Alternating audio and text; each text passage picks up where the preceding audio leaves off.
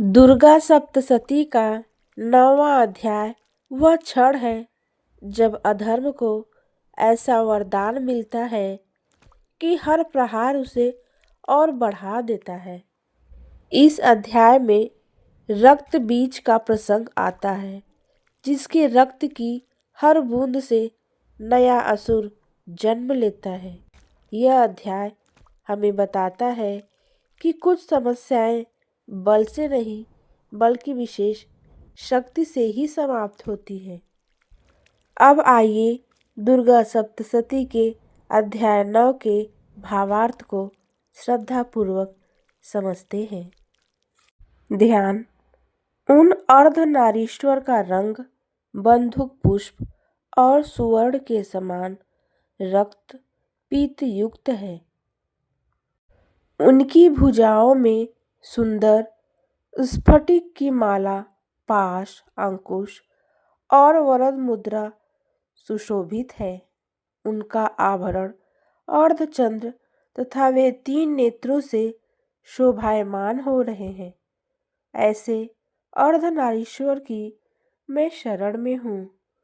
राजा ने कहा, हे भगवान, आपने रक्त बीज वध संबंधित देवी चरित्र का विचित्र महिमा मुझे बताया।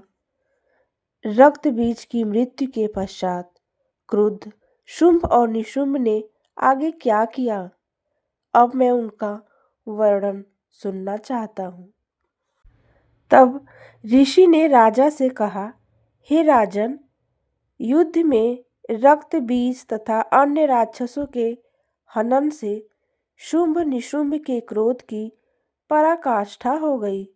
इस प्रकार अपनी विशाल दैत्य सेना का संहार होते देख क्रुद्ध निशुंभ देवी की ओर दौड़ पड़ा। उसके साथ ही दानवों की प्रमुख सेना थी। उसके आगे पीछे तथा पार्श्व भाग में बड़े बड़े अंगरक्षक दैत्य थे, जो कुपित होकर अपने होंठ काटते हुए देवी को मार डालने के उद्देश्य से आए। महाबली शुंभ भी अपनी समस्त सेना के साथ मातृगणों से युद्ध करने के पश्चात चंडिका का वध करने के लिए आ पहुंचा। इसके अनंतर शुंभ निशुंभ का घमासान युद्ध देवी के साथ होने लगा। वे दोनों महाबलवान दैत्य मेघों की तरह अपने बाणों की देवी पर भीषण वर्षा कर रहे थे।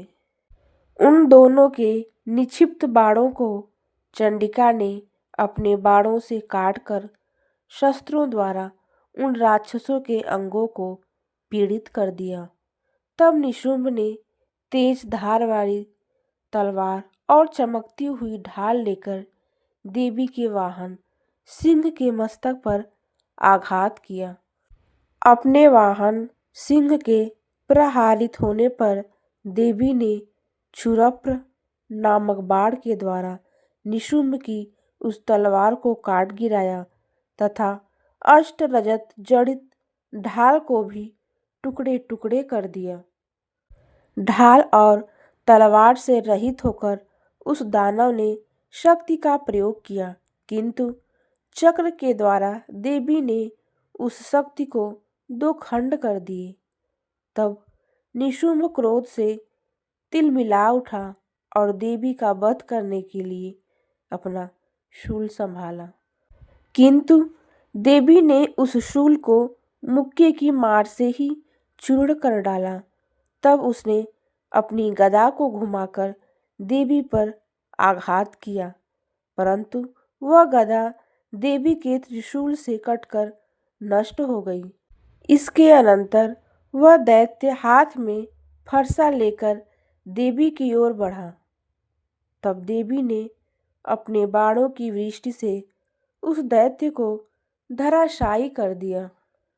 अपने पराक्रमी भाई को धरती पर गिरते देख शुंभ अत्यंत क्रोधित होकर देवी को मारने के लिए दौड़ा। अपनी आकाशव्यापी लंबी अष्टभुजाओं से युक्त वह दैत्य रथ पर आयुधों से सुसज्जित होकर शोभित होने लगा। उसे आते देखकर देवी ने अपना शंखनाद और धनुष की प्रत्यंचा द्वारा रणस्थल में घोर टंकार किया। इसके पश्चात संपूर्ण दैत्य सेना के तेज को नष्ट करने वाले घंटे के नाद से समस्त दिशाओं को गुंजायमान कर दिया। जिस सिंह की गर्जना को सुनकर बड़े बड़े मदमत्त गजराज भी सहम जाते थे, उस देवी वाहन सिंह ने अपनी दहाड़ से दसों दिशाओं को कपा दिया। तब काली ने आकाश में छलांग लगाकर अपने दोनों हाथों से पृथ्वी पर प्रहार किया। उस क्रिया में ऐसा भयंकर शब्द उत्पन्न हुआ जिसमें पहले के सभी शब्द उसमें विलीन हो गए। तब शिवदूती ने असुरों के लिए अशुभ अट्टहास करके सब राक्षसों का दिल दहला दिया, परंतु इन सब से शुंभ को अत्यंत क्रोध हुआ।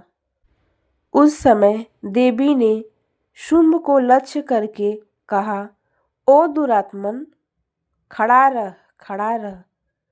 तब आकाश मार्ग में खड़े सभी देवगण देवी की जय जयकार करने लगे। तब शुंभ ने ज्वालाओं से लपलपाती हुई अत्यंत भीषण शक्ति चलाई।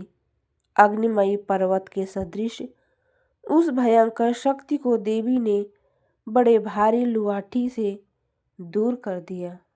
उस समय शुंभ के सिंहनाद से त्रैलोक्य गूंज उठे।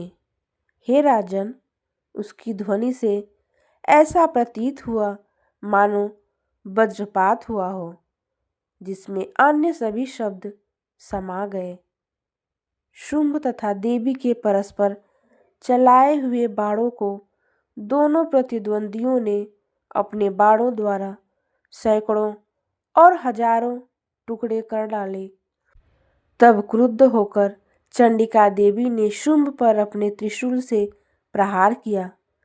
उस आघात को सहन न कर सकने के कारण शुंभ दैत्य चेतनाहीन होकर भूमि पर गिर पड़ा।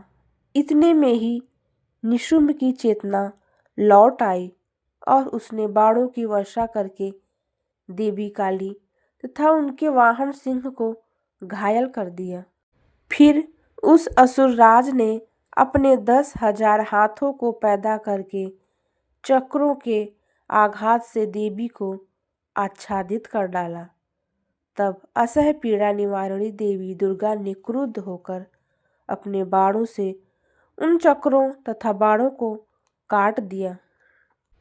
तब देवी की इस अतुलनीय शौर्य को देखकर निशुंभ अपने सैन्य दल के साथ चंडिका का वध करने के उद्देश्य से हाथ में गदा लेकर बहुत वेग से उन पर झपटा। देवी ने अपने तीक्ष्ण तलवार से उसकी गदा को काट दिया। गदा नष्ट होते ही उसने हाथ में शूल धारण कर लिया। देवताओं के पीड़क शुंभ को हाथ में शूल लेकर आते देख चंडिका ने बड़े वेग से अपना शूल चलाकर उसके वक्ष को विद्ध कर दिया। शूल से छाती छिद जाने पर उसी के समान महाकाय दैत्य उसकी छाती से निकलकर खड़ी रह कहता हुआ बोलने लगा। उस निकलते हुए दैत्य की बात पर देवी अट्टहास कर उठी और तलवार से उसका सिर काट गिराया। तब वह दैत्य भूमि पर गिरकर ढेर हो गया। तत्पश्चात सिंह अपनी दाढ़ों से उस दैत्य की गर्दन चबाने लगा। वह दृश्य बहुत ही डरावना प्रतीत हो रहा था। उधर काली तथा शिव दूती ने भी दूसरे दानवों को खाना शुरू कर दिया। कौमारी की शक्ति से विदारित होकर कितने ही महादानव नाश को प्राप्त हुए। ब्रह्मांडी के मंत्रपूत जल के द्वारा कितने ही दैत्य निष्प्रभ होकर भाग गए। कितने ही दानव माहेश्वरी के त्रिशूल से छिन्न भिन्न होकर नष्ट हो गए। वाराही के थुथुन की मार से कितनों की हड्डी पसली चूर चूर हो गई। वैष्णवी ने अपने चक्र के प्रहार से राक्षसों के खंड खंड कर डाले। ऐन्द्री के हाथ चलाए हुए वज्र से आहत होकर कितनों को ही अपनी जान गंवानी पड़ी। उस युद्ध में कुछ दानव नष्ट हो गए, कुछ भाग खड़े हुए तथा अगणित राक्षस काली, शिवदूती और सिंह के द्वारा काल कवलित हो गए। इस प्रकार मार्कंडेय पुराण के सावर्णिक मनवंतर कथा के अंतर्गत देवी महात्म्य में वर्णित निशुंभ वध नामक 9वां अध्याय यही समाप्त होता है। दुर्गा सप्तशती का 9वां अध्याय हमें यह सिखाता है कि जब समस्या हर समाधान से बढ़ने लगे तब साधारण उपाय पर्याप्त नहीं होते। गुप्त नवरात्रि में इस अध्याय का पाठ जीवन की जटिल समस्याओं को पहचानने और धैर्य बनाए रखने की प्रेरणा देता है। ऐसे ही भक्ति वीडियो देखने के लिए हमारे चैनल को लाइक करें, सब्सक्राइब करें, कमेंट करें। जय माता दी।